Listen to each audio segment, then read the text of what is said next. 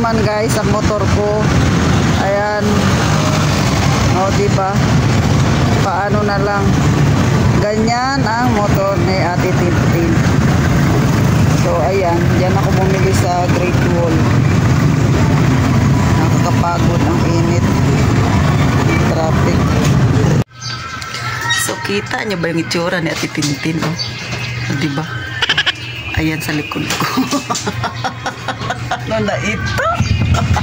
May isang sakong bigas. Mayroon pang bag na puno ng itlog. Mayroon pa sa likod. Kaway-kaway sa mga kagaya ko. Natinderang pagod na pagod sa pamimili. Mga beshi ko dyan. Mga kabarya ko. Diba? So, ayan na ang aking pinamili. Kararating ko lang sa bahay ko, mga kasari. Ayan. So, ito. Buhat tayo ng isang sakong bigas.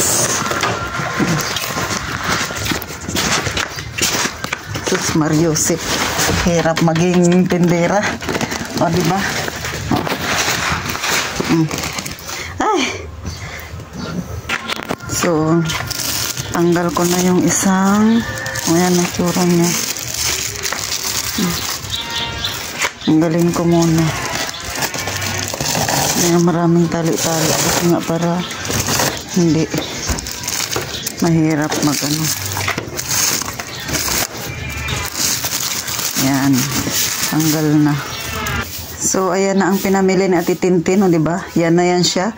Kasya yan sa motor lahat ni Ate Tintin. Ay nako, mga kasari. Oh. Diba? So nakita ninyo ang paghihirap ng isang tinderang may maliit na tindahan kasi medyo mahal ang pamasahe, kaya kailangan i-motor ko na lang kasi yung 20 pesos ko na gasolina ay hindi pa yan mauubos. Kaya lang grabe ang tali-tali na gagawin na Tintin sa kanyang motor para hindi mahulog yung aking mga pinamili. So, mga kasari, ang oras natin, o diba, katatapos ko lang mamili, o ayan, alas 11:21. Kararating ko lang kaya medyo magulo pa ang tindahan na Tintin. Namili ako ngayon kasi GCash yung aking ginamit. So, ayan, update ko na lang kasi itsura ng tindahan ko mamaya pag nakaayos na ako. Namili ako medyo marami kasi nga medyo bungal-bungal ang tindahan na Tintin, o diba? So, pansin nyo rin kahit yung mantika ko dyan, o diba, ilang piraso na lang. So, good luck sa pag-aayos ko, mga kasari. Syempre, balitaan ko kayo mamaya. Update lang yan sa itsura ng kaguluhan ng aking tindahan. Mga kasari. At eto na nga ang pinagpagura ni Ate Tintin kaayos. Ayan. Mukhang maayos na ba? Maganda na bang tingnan? Hindi na ba makalat? So, yan talaga yung pinaka nakakapagod na part pagka ikaw ay bagong pamili, mag-aayos ka, mga kasari. So, ganyan pa rin siya. And then, syempre, yan yung mga nasa taas natin. Hindi ko yan inayos. Nagdagdag lang tayo ng paninda. Yung sa likod ko, yan pa rin siya. Maliban sa gumanda lang ng kaunti dahil inayos ni Ate Tintin. Diba? And then, syempre, makita nyo, may bungi na naman. Kahit kakapamili ko lang, mga kasari. And then, yung asukal ko, tsaka yung pansit canton ay nasa taas na.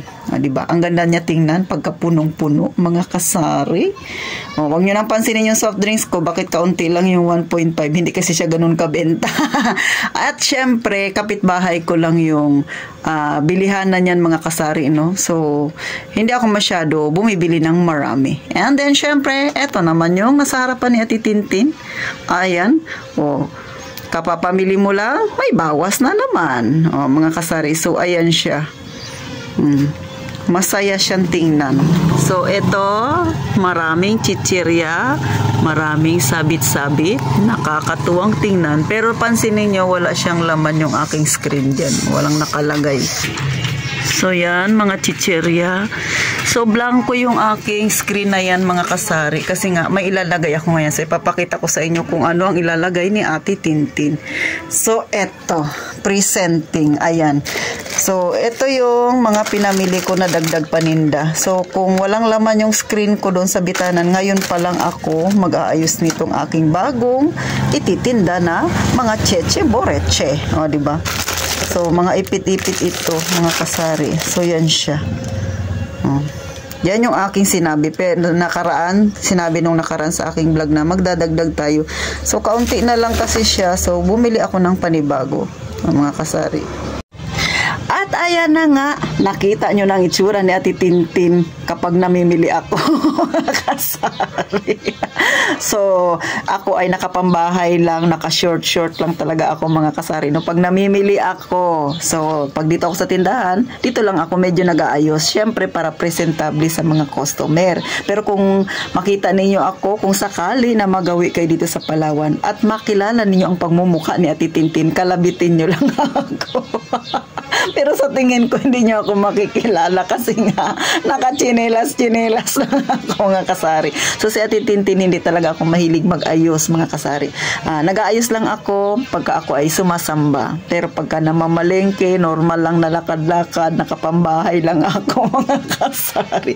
Hindi rin kasi ako mahilig mamasyal, no? Kasi yung pamamasyal ko, yun na yung pamimili ko. So, ganon si Ate Tintin, no, mga kasari. And then, syempre, mas komportable talaga ako na naka-t-shirt lang ako, naka-short lang ako. Pag namimili ako, kasi nga nagmumotor ako, mga kasari. At saka, kita nyo naman yung motor ko, di ba? Para na siyang tricycle sa dami ng laman. So, maganda mamili, mga kasari, pagka marami kang dalang ekstrang pera, no? Tapos, pag nagdi-display ka na sa tindahan mo, nakikita mo maraming laman, marami kang ilalagay. Pero isa sa pinakaayaw ko talaga sa totoo lang, yung mag-display. Kasi gaya ng pinakita ko sa inyo, 11:21 ako dumating, kumain lang ako saglit. Nag-start ako na nag-ayos ng aking tindahan ay alas 12. Natapos ako alas 4 na, mga kasari. So, pagod na pagod ako. Pero, sulit naman kasi naging maayos naman. Tsaka maganda nang tingnan yung aking tindahan. Kayo ba? Ganyan din ba kayo pag namimili? Nakapambahay lang kayo, mga kasari. So, kung napansin niyo, hindi masyadong marami yung aking soft drinks, lalo na yung mga 1.5. Kasi nga, hindi siya ganun kabenta sa akin. And then, kapitbahay lang namin dito yung bodega price na nagbebenta. So, kahit lakarin mo lang yan dyan sa kalabasan, nandyan na siya, mga kasari. So, pag nawalan ako ng coke, madali lang na pumunta doon. So, ayoko magtamba kasi nga, hindi naman siya fast moving, slow moving siya. So, doon ako sa mga fast moving ko, mga kasari. So, kanya-kanya naman yan. Siyempre, kanya-kanya tayo ng lugar. Alam niyo yung mabenta sa inyo, doon kayo mag-focus, mga kasari.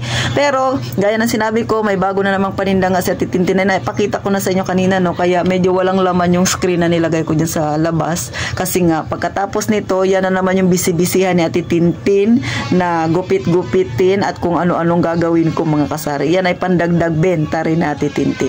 So, hanggang dito na lang, mga kasari, at muli makikiusap ako sa inyo. Mag-subscribe na kayo, please lang. At kung hindi ka pa naka-member, abay, open ang ating member, mga kasari, ang ating membership.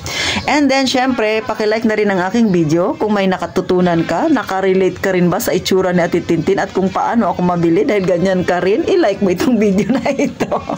At syempre, pakiclick na rin yung notification bell, mga kasari, para pag nag-upload si Ate Tintin, isa ka sa manonotify. At syempre, isa ka sa makakakita ng pagmumukha ko nakakasawa. Char. At mga kasari, kung hindi rin kayo busy, pakishare naman ng ating video. At gaya nga ng palagi kong sinasabi, mag-iingat tayong palaging lahat, mga kasari.